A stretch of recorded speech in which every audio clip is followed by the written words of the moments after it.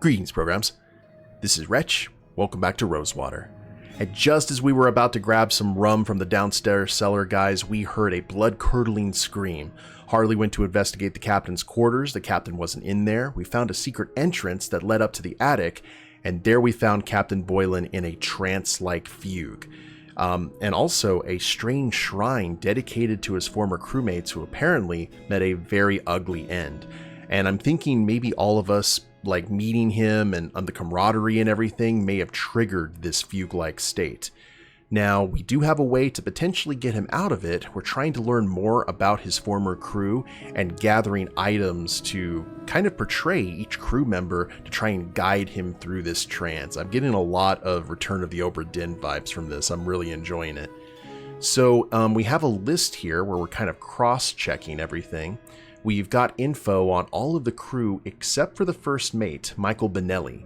And I think that answer is in this model ship, because every single time we've clicked on this model ship, we know that there's a little, basically an action figure of the captain and another guy, but we don't know who that is. So I'm going to check this, and if this doesn't lead to anything, we're going to go ahead and pause the recording so I can try and figure out what exactly we need to do. But I think this may be it. Let's see. The plaque says the Corunna. Oh, that's interesting. There's a little model sailor that looks kind of like Captain Boylan. And that looks like First Mate Benelli. Hey. They must have been shipmates. Yep, they served together. Is that going to go ahead and clear that? Served with Boylan on the Corunna. Cool. Well, I think we have all the items. Let's go ahead and talk to Jake. I had one of those wonderful epiphany moments, which is my favorite thing in a point-and-click adventure game, when like all the neurons fire and you know exactly what to do. It's a great feeling. You get that endorphin pump. So, I don't remember who we're... I think we need to give everything to Jake, but I'm not sure who's playing who. I forgot already. Spyglass? A spyglass for Navigator Pio. Great! And the whale scrimshaw. Here's a carved whale tooth for Dr. Francois. This one's you, Miss Redbird. So that's 2.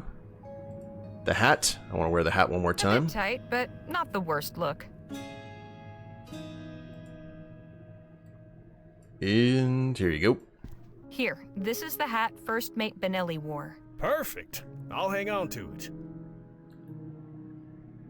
And the harpoon, of course. Here's a harpoon for Mr. Fisher. All right, this one's yours, Phil. I do hope this works. And what do we have for the cook?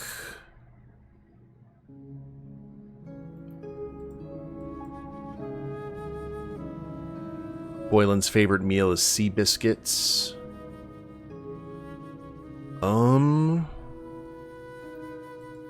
Captain Boylan, I recommend taking one... That's from the doctor. There's a path drawn around an island that it's crossed out on here, but the island is called Hastrim Scary. That's from the artist. Look at that photo again. That's Captain Boylan on the left. According to the ship's log, these other men are Harpooner Jalal Fisher, Cook George O'Malley, Dr. Jonas Francois, First Mate Michael Benelli, and Navigator Karenga Pio. The tattoo. Okay. Oh, that's funny. Is that what we use the quill and ink for?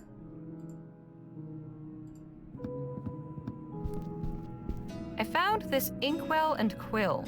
Should work for drawing O'Malley's tattoo on Danny. Right. I'll hold on to this thing until it's time. Nice work, Harley. I think we got all the props we need. Cool.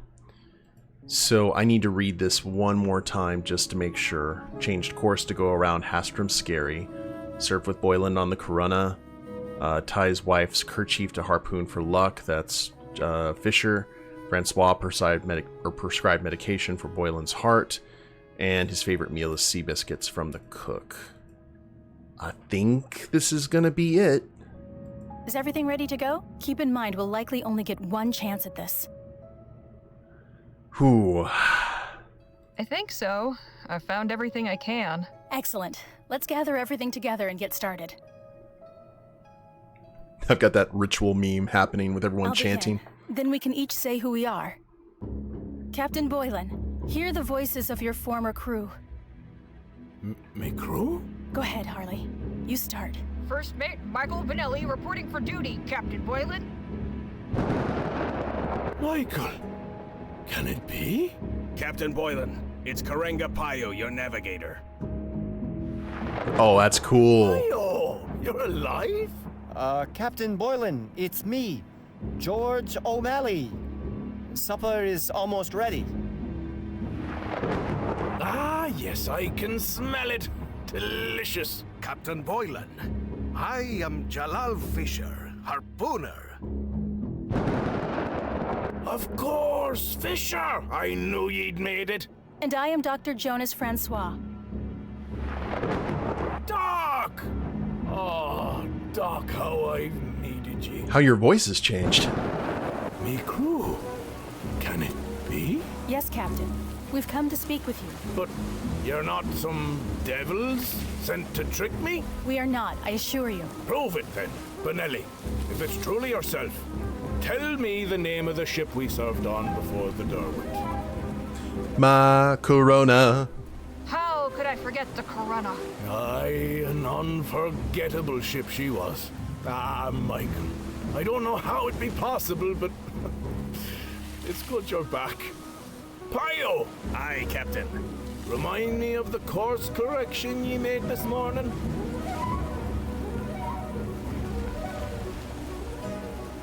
We're going around Hostrom Scary. That's right. I remember now. Fine work, Payo. That'll surely save us some time. Fisher, have ye your harpoon at the ready? Aye, sir. And your aim will be true?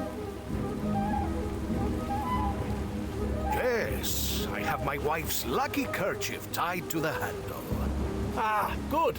Then our hunt is sure to succeed. O'Malley? Sir? I believe I know that delicious scent. But remind me what it is you're making. Secretariat. I mean, Oh, why, your favorite, of course. Sea biscuits. As I suspected, I can hardly wait for a taste.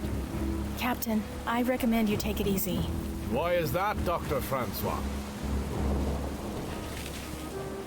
I don't want you to put any stress on your heart. Have you been taking your nitroglycerin tablets? I have.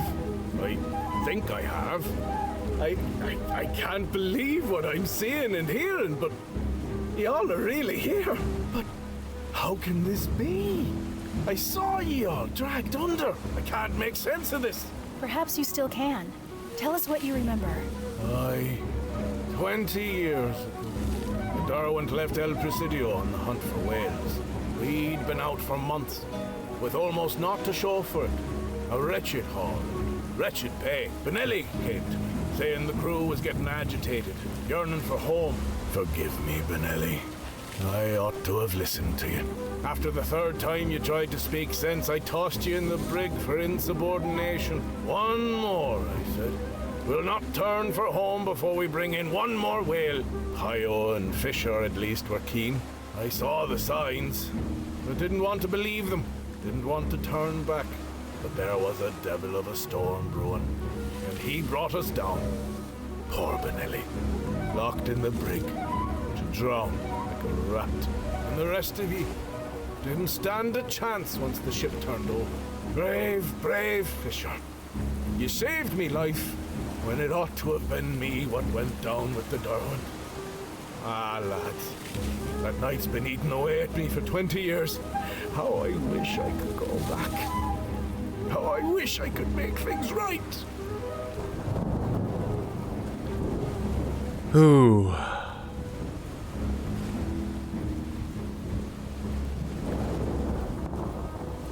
I don't want to lie to him, but But you can't. The past is the past, and what's done is done. The best you can do is learn to accept and live with it. But how? You 5 brave men died because of me. Yet you were given a second chance. You can tell our story. Make sure we're never forgotten. Honor our memory. It won't ever stop hurting. But you can take the pain and turn it into something good. I suppose you're right. I swear I'll do right by all of ye. Thank ye. You've given me a moment of peace. I hope to God you've found it as well. Oh, I am weary. Think it worked? I hope so. Come, we should get some sleep. And let's refrain from mentioning this to the captain in the morning.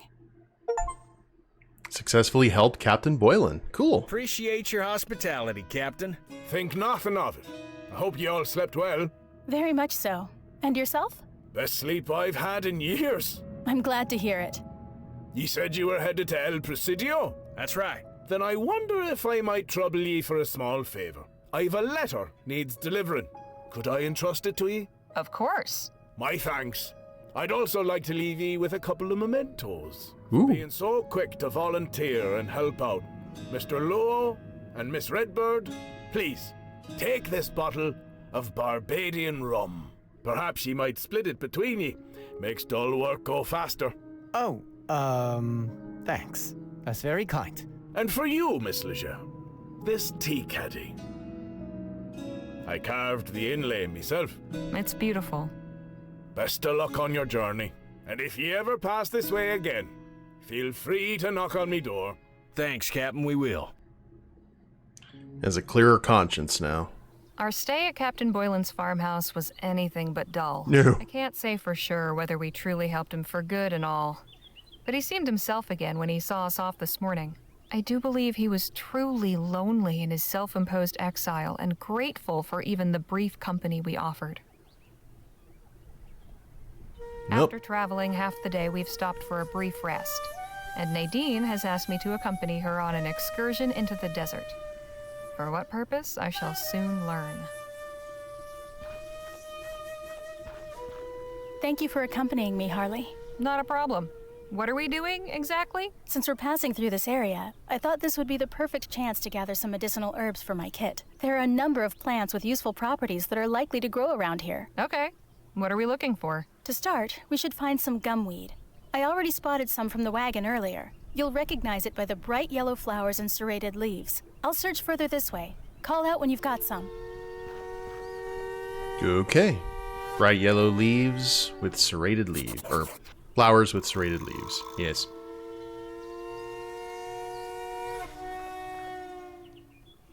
Nope.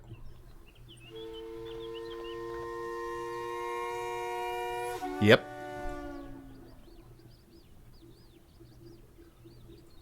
Just want to see this though too.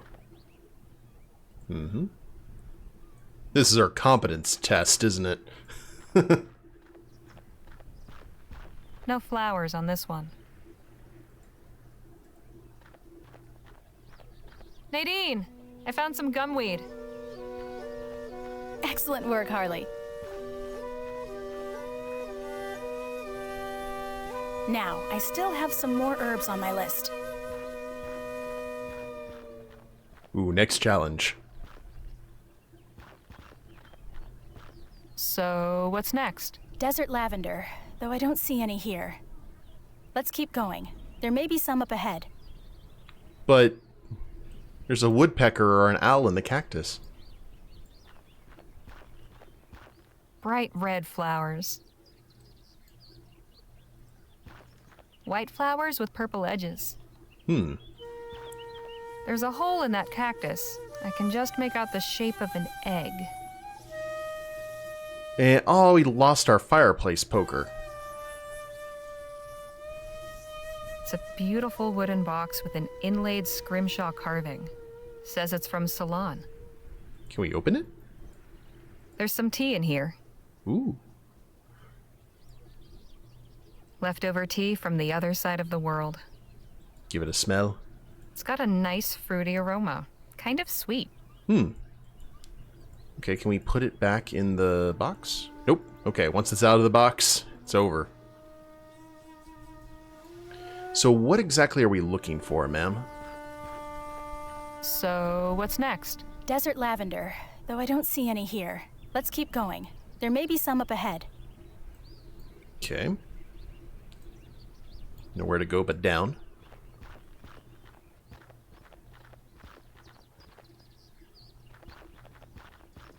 Hey, look! Over there. Oh dear. It's a coyote. He's sick. Is that a badger? Badgers and coyotes often hunt together. Clearly this badger is protecting his friend. Is there anything we can do to help the coyote? We can certainly try. I can't get close enough while the badger is here. They can be quite fierce. Perhaps we can lure it away somehow? Yeah, maybe. I'll have a think. Okay. Tiny white flowers. They look like trumpets.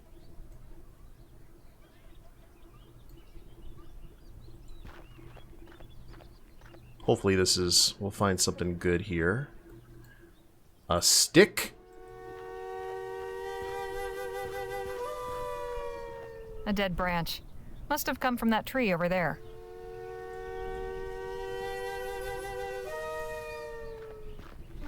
Orange flowers that look like small cups. That's the lavender right there. Striking little purple flowers. Orange flowers. A little bit of everything. We are not going to use the stick on the badger. We're going to try and do this open palm instead of closed fist. We're going to head up here, and we're going to see if we can use the stick.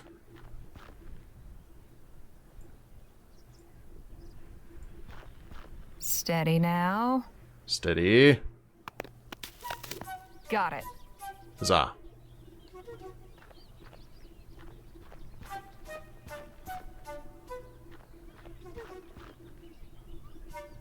I Now, hope the mother bird laid more than one egg.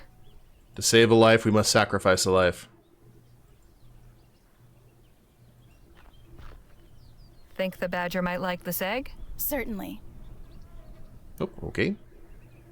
Hey, buddy. Here you go, you little mongrel. A nice egg to snack on. So vamos.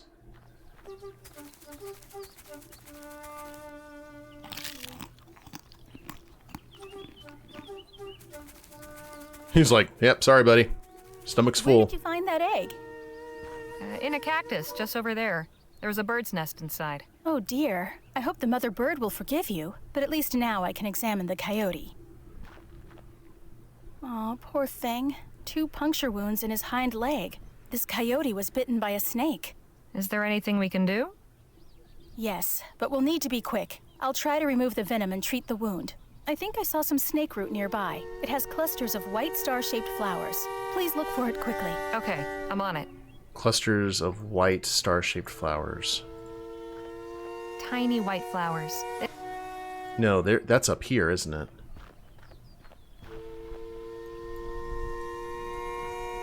White flowers? Yeah, these ones, right? This bush has clusters. Yep. I'm glad that she's being very descriptive.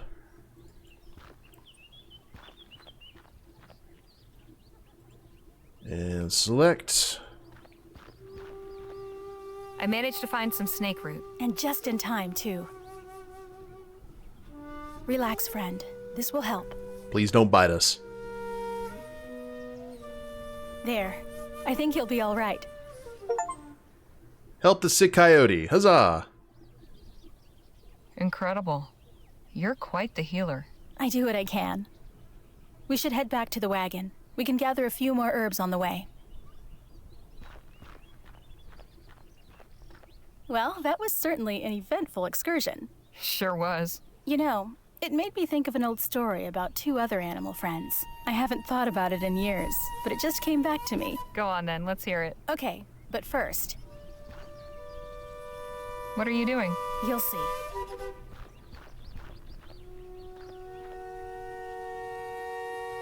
Now then, Before the mama bird comes to seek vengeance. a fox mother was carrying her kits to a new den, one by one, when suddenly a hunter leapt out and gave chase. The mother dropped the kit she was holding and ran off, leading the hunter into the woods. Mewling in confusion, the kit stumbled away and tumbled down a steep hill, landing in a stream at the bottom of a ravine. He blacked out. When the young fox woke alone on the bank of the stream, he started to yip and yowl. Nearby, a turtle poked her head out of her shell and peered at him. "What's all that noise?" she asked. "I'm alone and I don't know where my home is," Fox cried. "I don't see what's so bad about being alone," Turtle said. "And if you carried your home with you like I do, you'd always know where it is." "I'm hungry too," said Fox, just realizing his stomach was rumbling. "Hungry?" Turtle said. "How can you be hungry when the water is full of delicious larvae?" And with that, she gulped up a large mouthful. Fox tried to follow Turtle's example and ate some of the tiny larvae, but they weren't very tasty and didn't fill him up.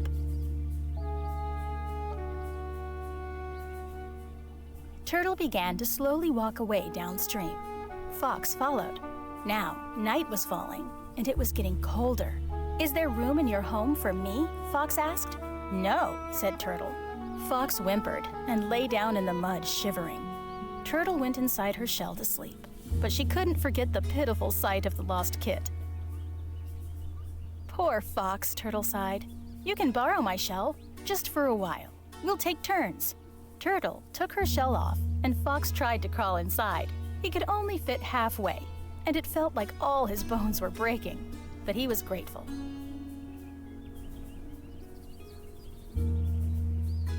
Just then, a huge owl, seeing Turtle lying there unprotected, seized her in its claws and was about to carry her away. Yipping furiously, Fox kicked the shell off and chased the mean old owl away. "That was close, thank you," Turtle said. She went back into her shell, and Fox lay beside her, keeping watch. Where's this Disney movie? After that, Fox and Turtle continued to travel together. Turtle discovered she could see farther and travel much faster by riding on Fox's head. She guided Fox to all the best spots for catching larvae and other tasty things, enough to fill both of their bellies. Fox found a curved piece of bark that fit him better than Turtle's too small shell. He carried it in his mouth during the day and slept under it at night, and Turtle had no fear of any predator, because Fox would bare his fangs and scare off anyone who threatened her.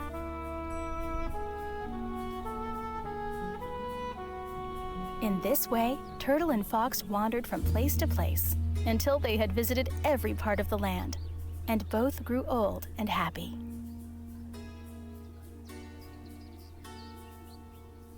I like it. It's wholesome.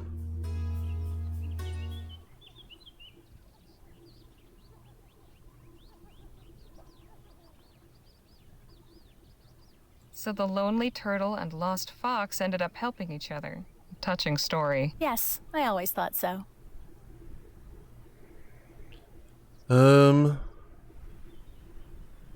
Did you learn that from the author?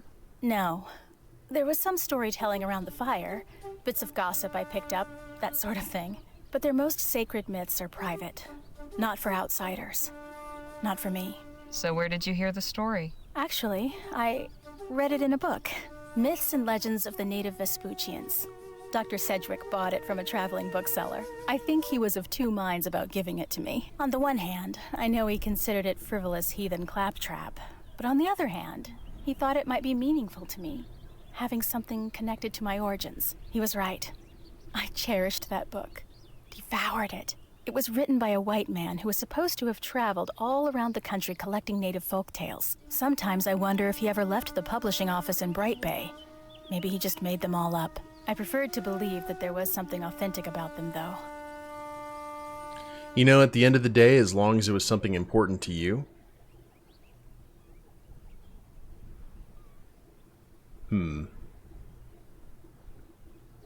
They're good stories, right? They spoke to you? That's all that really matters. I like to think that storytelling is universal. Tell a compelling yarn and anyone can enjoy it. Maybe you're right. I just wish I had something that I knew was really from my own people. Well, that's understandable. Anyhow, I liked the way you told it. It's your story now. That's very kind of you to say. Thank you. Here, for you. Oh, this is really well done. Thank you. Shall we head back now? Sure. Let's go. Man, Harley's just getting all the little tokens of affection, isn't she? Oop. And the road continues on and on.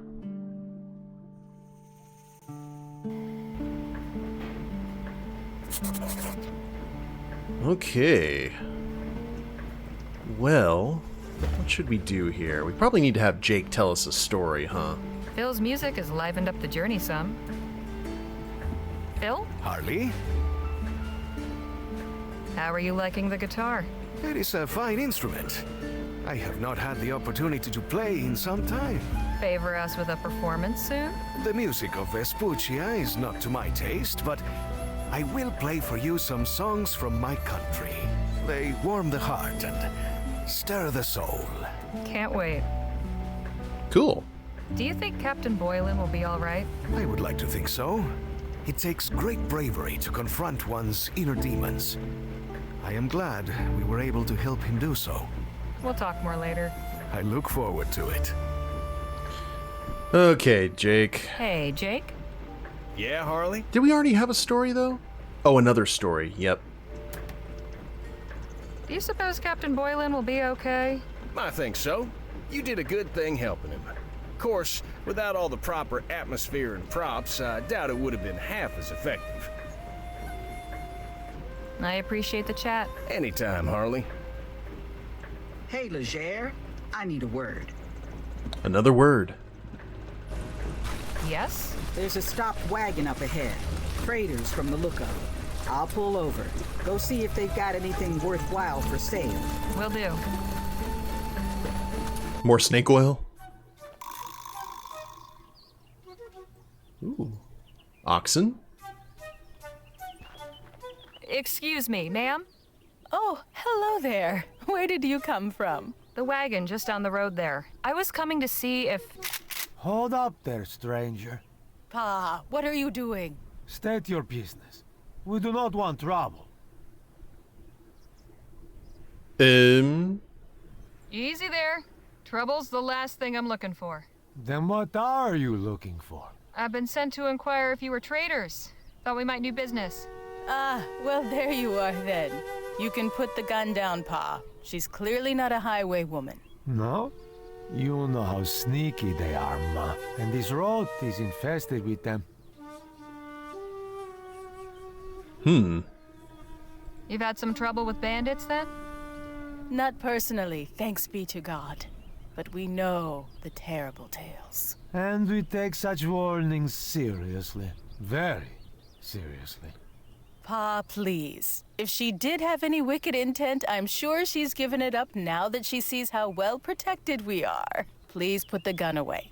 And let's talk like civilized Christian folk. Very well. I swear, if you attempt anything... She'll regret it sorely, I'm sure. Pa's gonna go all There Old Testament. now. Well, you asked if we were traders, and indeed we are. We're bound for Rosewater to sell our stock. We were about to make camp for the evening, but we'd be glad to show you what we have, provided you can pay or trade. What are you selling? Rosewater, you say? We've just come from there ourselves. Is that right? We've made the trek many times. It is never dull. It's been eventful for us as well. Oh, I'd enjoy hearing about your journey. How about your folk camp with us tonight? Make an evening of it. A chance to trade stories as well as wares. Now, Ma, is that a good idea? Ria has been fussy all day. It will be fine. She loves meeting new people. We do not have extra food, so we cannot feed you. That's all right. We have some. We can pool what we've got. Very good. A potluck. I love potlucks. I'll let my companions know to prepare for company. By the way, my name's Harley Leger.